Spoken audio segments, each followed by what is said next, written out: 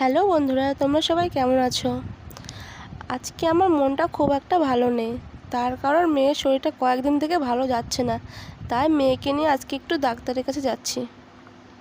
টোটোতে করে যাচ্ছি, দেখে মনে হচ্ছে মেয়ে খুব শান্তশিষ্ট। একদমই সেটা ভেবো না কেউ। মেয়ের শরীরটা একটু ভালো না, তো তাই চুপচাপ বসে আছে। কয়েকদিন থেকে একদমই খেতে চাইছে না। জানি না ওর কি প্রবলেম হচ্ছে। খাওয়া দেখলে খুব বিরক্ত বোধ নিজেকে মনে করছে। ডাক্তার দেখানো হয়ে গেছে, এবার আমরা বাড়ি যাচ্ছি। টোটো থেকে নেমে দেখলাম যে এক পাশে একটা আখের দোকান আছে, তাই মন চাইলো আখের রস খেতে। কাকুটি আমাদের জন্য আখের রস তৈরি করছে। মেয়েটি তাড়াতাড়ি সুস্থ হয়ে উঠুক।